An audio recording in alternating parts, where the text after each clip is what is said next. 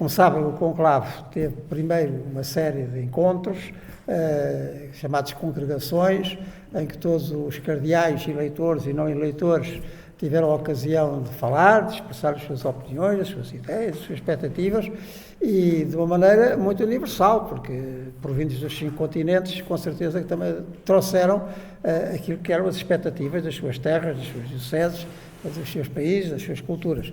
Daí que nós, quando chegámos agora a estes dias de conclave, que foram 2, já tínhamos, enfim, muita conversa feita e, digamos, um perfil mais ou menos delineado acerca daquilo que era e que é agora em realização a expectativa da Igreja sobre o novo Papa, na sucessão, enfim, de tantos outros Papas, alguns também chamados Leão, e agora do Papa Francisco. De algum modo isso já estaria facilitado, não é?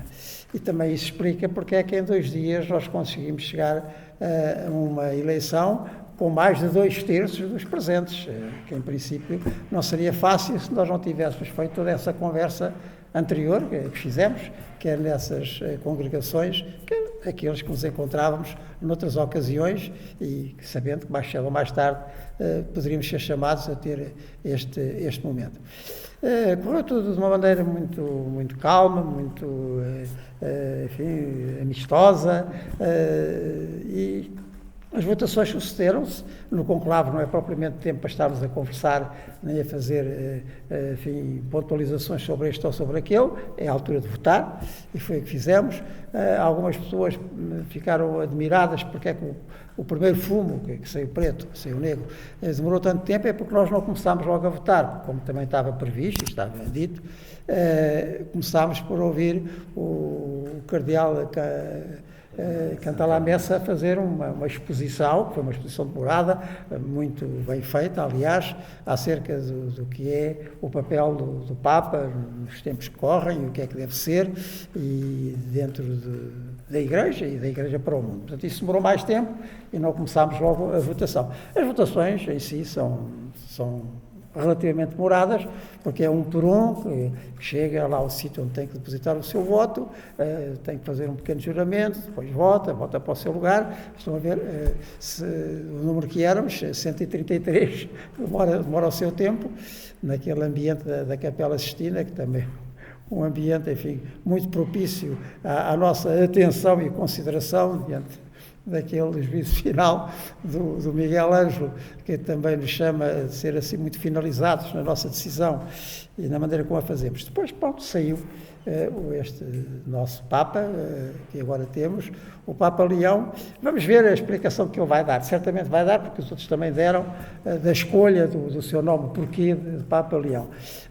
Enfim, é o 14º que tem este nome, obviamente não é aqui o lugar para estar a fazer a história de cada um deles, mas o primeiro e o último antes dele são muito significativos. O primeiro é São Leão Magno, foi um Papa decisivo, digamos assim, para a definição e até a afirmação do que é o Bispo de Roma no contexto da Igreja. É contemporâneo de um concílio ecuménico muito importante também, do 4º Concílio de Calcedónia, que aliás podemos dizer que acabou por aceitar como definição acerca de Jesus Cristo, verdadeiro Deus, verdadeiro homem, uma carta que o Papa Leão tinha escrito. Portanto, é um Papa muito marcante sobre o papel do papado no conjunto da Igreja. E o último antes do atual é o Papa Leão XIII, e eu julgo que isto também foi preponderante na escolha, porque Leão XIII é o homem que de alguma maneira começa esta série de encíclicas que nós chamamos a doutrina social da Igreja, encíclica Renovarum, acerca das coisas novas e concretamente da questão operária, como ela se punha no final do século XIX, uma encíclica de 1891. E eu julgo estas 2 referências, quer a de São Leão Magno, que na definição do lugar do papado no conjunto da Igreja, quer de Leão XIII, digamos assim, na origem desta série de documentos da doutrina social da Igreja, da relação da Igreja com o mundo, tenham estado presentes na escolha do nome. Mas isto vamos dar depois tempo ao Papa, vai certamente aludir a isto. Depois é a sua figura, a figura do Cardeal Prevost é conhecida e, enfim, nos últimos tempos tem sido muito divulgada, porque era um dos nomes que se falava. Como nós sabemos, ele tem em si próprio um conjunto de circunstâncias muito propícias a este papel. Em primeiro lugar, é que ele é norte-americano, de nascença, não é? Mas pela sua família, quer paterna, quer materna, concorrem, enfim, muitas outras pré-nacionalidades, digamos assim. E isto dá-lhe também de base e de raiz uma predisposição para um papel também universal. E depois o seu trabalho, quer nos Estados Unidos, quer no Peru, onde ele também foi bispo, e tem visto desde ontem e sobretudo desde hoje, através dos médias, mensagens muito congratulatórias daqueles que tiveram a ocasião de trabalhar com ele ou que foram diocesanos dele também. Bonito, ele ontem também se referiu à sua diocese ali, naquele discurso que fez, naquela saudação que fez à cidade e ao mundo, uma saudação muito bonita, sempre nesse sentido do pontífice, o homem que faz pontes, porque no mundo precisa de paz, e se bem precisa de paz, é isso que o Papa é também chamado a fazer pontes, fazer com que as partes se congreguem, se ouçam, se escutem. Ele também é dito como um homem de escuta, um homem muito treinado nesta capacidade de acolher com calma, com serenidade o que os outros dizem. Portanto, há aqui um conjunto de circunstâncias que auguram, de facto, um pontificado muito feliz e, enfim, creio que todos nós estamos felizes por isso. O processo sinodal é um processo em curso, não é?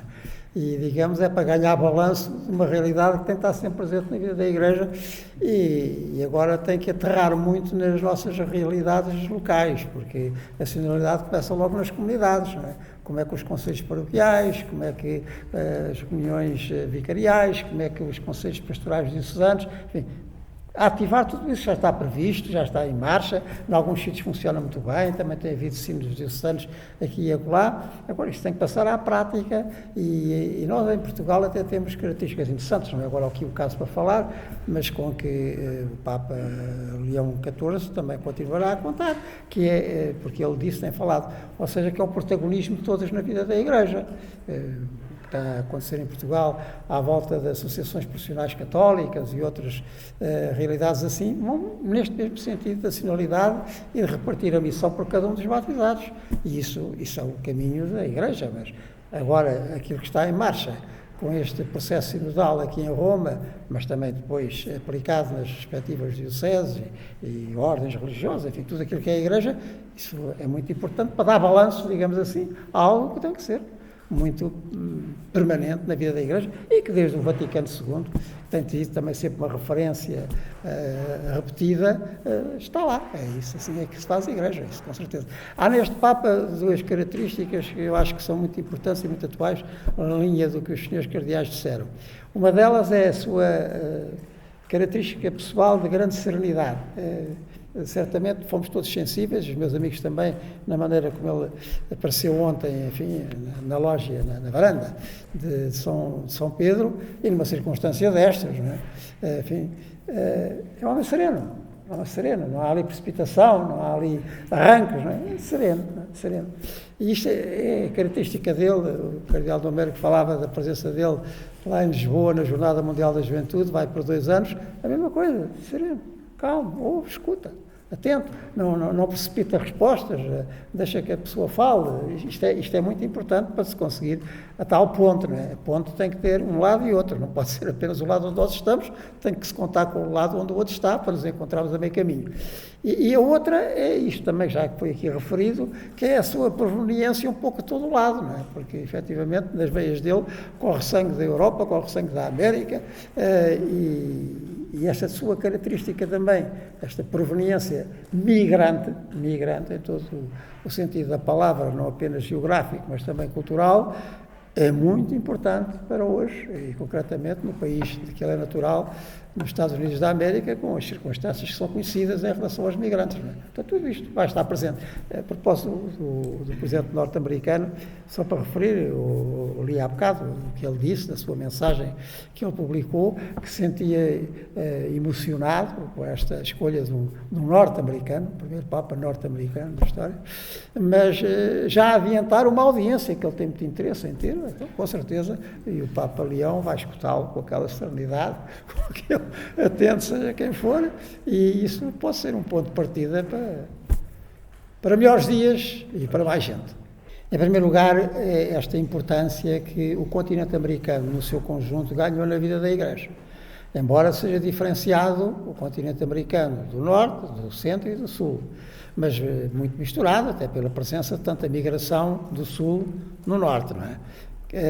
E estes dois papas, o último o Papa Francisco e este agora, o Papa Leão XIV, provêm os dois da América, um da América do Norte, o outro da América do Sul. Ambos provêm de ordens religiosas, onde tiveram responsabilidades muito importantes. O Papa Francisco na Companhia de Jesus, o Papa Leão na Ordem dos Agostinhos, não é? E também com responsabilidades de geral até. Não é?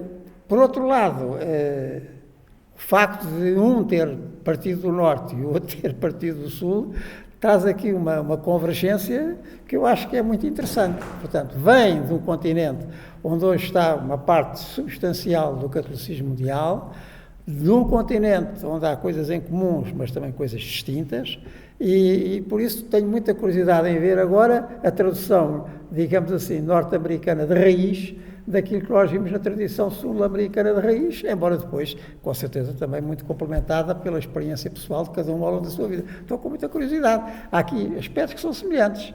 A proveniência de ordens religiosas, a proveniência do mesmo continente, quer do sul, quer do norte, ver como é que isto agora funciona em termos de Igreja Universal. Repito, estou com muita curiosidade, porque a história não é apenas para se contemplar no passado, é também para se prever no futuro. E há uns filhos de imigrantes. Sim, e há uns filhos. Há aqui uma série de coincidências, sim, exatamente. A família do Papa Francisco era de Itália, não é? A família do Papa Leão vem mais da Espanha, da França, da Normandia até, parece que é daí que veio o Prévost, e do Canadá também.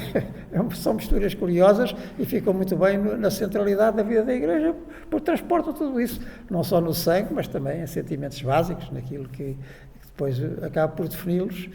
Mas é diferente, porque os outros pontificados, mesmo que não eram italianos, não é? Vieram da Polónia e vieram da Alemanha. Isso é Europa, não é? Mas agora já não é Europa.